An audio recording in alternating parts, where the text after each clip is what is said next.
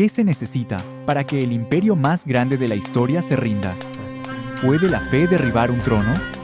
Hoy, desentrañaremos la historia de las 10 plagas de Egipto, no solo como un relato bíblico, sino como un drama épico, un misterio divino que cambió el curso de la historia, y como una historia viva, llena de advertencias y revelaciones para nuestra vida en estos tiempos.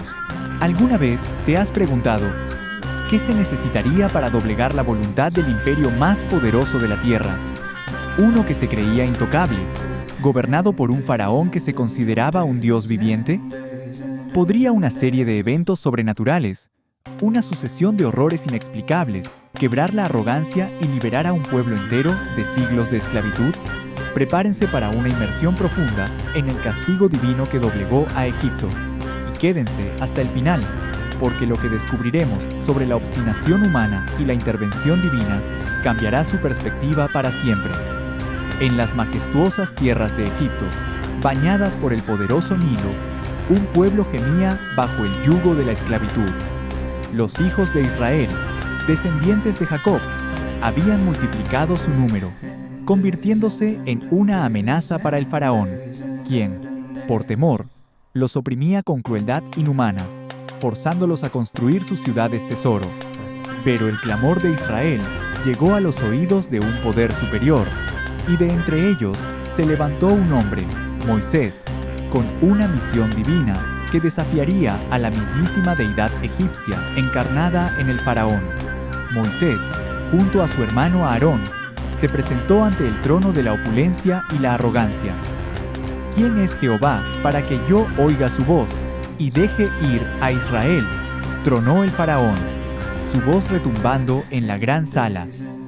Aquella fue la primera declaración de desafío, la chispa que encendería la ira divina.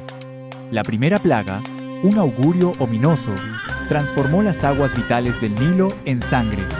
Imaginen el horror. El río que daba vida, ahora putrefacto, escarlata, con los peces muriendo y un hedor insoportable flotando en el aire.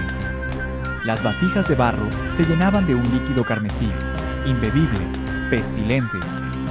¿Es esto un truco de magia?, se preguntarían los egipcios, mientras la sed abrazaba sus gargantas y el miedo comenzaba a anidar en sus corazones. Pero el faraón endureció su corazón. Sus magos, en un intento fútil, lograron imitar la transformación de unas cuantas aguas, alimentando la incredulidad del monarca. ¿Acaso no veían la magnitud de la catástrofe? Esta primera advertencia solo sirvió para afianzar su orgullo.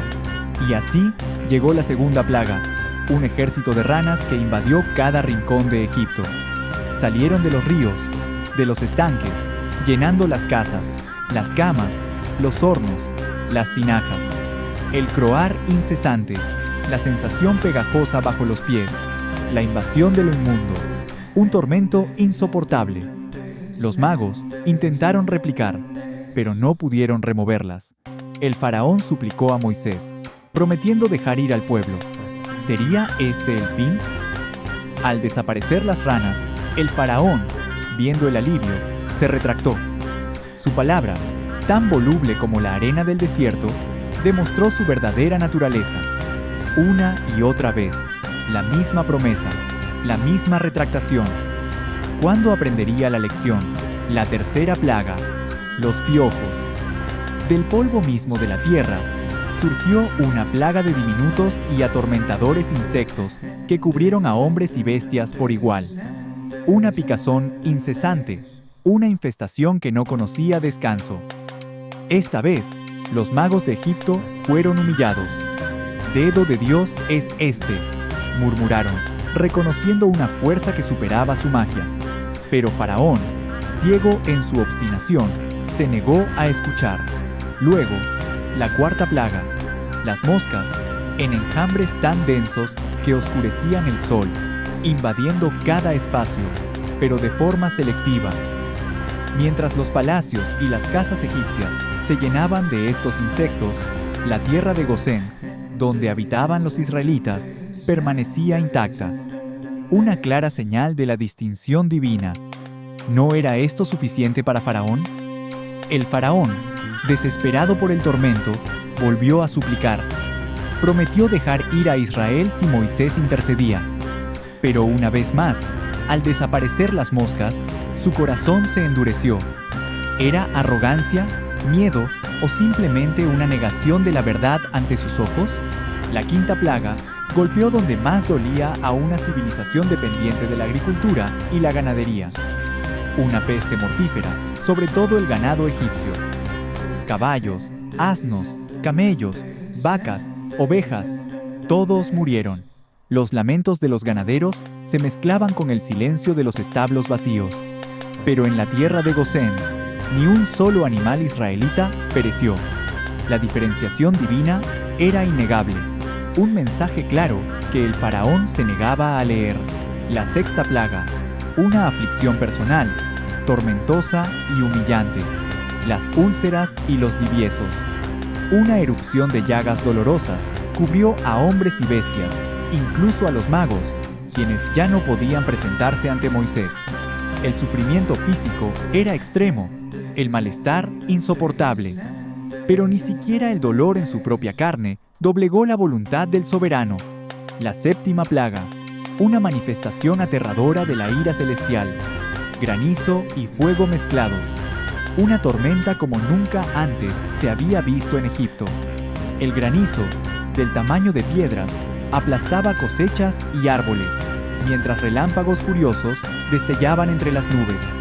El terror se apoderó de los egipcios, quienes buscaron refugio desesperadamente. Faraón, en un momento de debilidad, confesó: «Jehová es justo, y yo y mi pueblo impíos». ¿Sería esta la verdadera conversión? Al cesar la tormenta, el faraón recayó en su necedad. Una promesa rota más, un corazón más endurecido. ¿Qué más se necesitaría para quebrantar su obstinación? La octava plaga, las langostas, un enjambre tan vasto que oscureció los cielos, devorando cada hoja, cada tallo que el granizo había perdonado. Egipto, una tierra de abundancia, se vio despojada de todo verdor, convertida en un paisaje desolador. El hambre asomaba. Faraón, aterrorizado por la hambruna, suplicó nuevamente, pero su arrepentimiento era superficial, condicionado por la calamidad. Una vez que las langostas fueron dispersadas por el viento, su orgullo resurgió, sellando su destino y el de su pueblo. La novena plaga sumergió a Egipto en una oscuridad palpable, densa, que se sentía. 3 días de tinieblas totales, donde nadie podía ver a su vecino, ni levantarse de su lugar. Una oscuridad que no era solo falta de luz, sino una opresión espiritual. Pero los hijos de Israel tenían luz en sus habitaciones. La línea entre la luz y la sombra se hizo más nítida, la división entre el bien y el mal, más evidente. Faraón llamó a Moisés, dispuesto a dejar ir al pueblo, pero sin sus ovejas y vacas. Moisés se negó, exigiendo la liberación completa. La discusión escaló, y el faraón, ciego de ira, le dijo: «Vete de delante de mí, guárdate que no veas más mi rostro, porque el día que vieres mi rostro, morirás». A lo que Moisés respondió: «Bien has dicho, no veré más tu rostro». La ruptura era total, el punto sin retorno. La 10ª y última plaga, la más devastadora de todas, fue anunciada con solemnidad por Moisés. La muerte de todo primogénito en Egipto, desde el del faraón en su trono hasta el del siervo tras el molino, e incluso los primogénitos de los animales. Una noche de lamento y horror se avecinaba, pero para Israel, una instrucción clara: sacrificar un cordero, untar su sangre en los dinteles y postes de las puertas. Aquella sangre sería señal, y el ángel de la muerte pasaría de largo por sus hogares. A medianoche, el clamor se levantó en todo Egipto. El ángel de la muerte recorrió la tierra, y no hubo casa donde no hubiera un muerto. El dolor era universal, la pérdida inconmensurable. Incluso el propio faraón perdió a su primogénito. Quebrantado, humillado, y en medio de la desolación de su palacio, el faraón mandó llamar a Moisés y a Aarón en la oscuridad de la noche. Salid de en medio de mi pueblo, vosotros y los hijos de Israel. Id y servid a Jehová, como habéis dicho. Tomad también vuestras ovejas y vuestras vacas, como habéis dicho, e idos, y bendecidme también a mí. La voluntad del imperio más grande se había doblado finalmente. Los israelitas salieron de Egipto apresuradamente, con sus espaldas, por fin, libres del látigo del opresor, cargando el oro y la plata que los egipcios, desesperados por verlos partir, les habían dado. Aquella noche, la de la Pascua, se convertiría en un recuerdo imborrable de la liberación divina. La historia de las plagas nos habla de la obstinación humana frente a la voluntad divina, de cómo la negativa a escuchar puede llevar a consecuencias devastadoras, pero también es un poderoso recordatorio de la fidelidad y el amor de Dios hacia su pueblo, de su capacidad para obrar maravillas y liberar a los oprimidos. Permítanme compartirles una historia contemporánea que, aunque de menor escala, resuena con la persistencia ante la adversidad y el poder de la fe para superar lo inquebrantable. En un pequeño pueblo afectado por una sequía prolongada, los cultivos morían y la desesperación crecía. Un anciano de fe inquebrantable, a pesar de las burlas y el escepticismo de la comunidad, comenzó a construir una barca. ¿Para qué construye una barca si no hay agua?, decían. Él, con una sonrisa serena, respondió: cuando la lluvia llegue, tendremos un medio para navegar. Su fe no se basaba en lo que veían sus ojos, sino en una convicción profunda de que la ayuda vendría. Y, al igual que el faraón, fue doblegado por una fuerza mayor. La persistencia del anciano fue recompensada. Un día, las nubes se acumularon y una lluvia torrencial, como nunca antes vista, inundó la región. La fe del anciano no solo proveyó para él, sino que su barca se convirtió en un símbolo de esperanza, ayudando a otros a moverse por el nuevo paisaje, demostrando que, a veces, la manifestación de lo que no vemos es tan inevitable como la lluvia después de una larga sequía. Esta poderosa narrativa nos enseña que la perseverancia en la fe, incluso frente a la más férrea oposición, es finalmente recompensada. El relato de las plagas de Egipto no es solo un cuento antiguo, sino un espejo de nuestras propias batallas. ¿Cuántas veces nos aferramos a nuestra propia voluntad, a nuestras propias ideas, aguantando nuestro corazón ante las señales que la vida nos envía? La obstinación puede ser un grillete más fuerte que cualquier cadena física, pero la liberación siempre es posible cuando reconocemos que hay un poder superior, una fuerza que puede derribar las fortalezas más imponentes. No subestimes el poder de la paciencia divina, ni la contundencia de su intervención.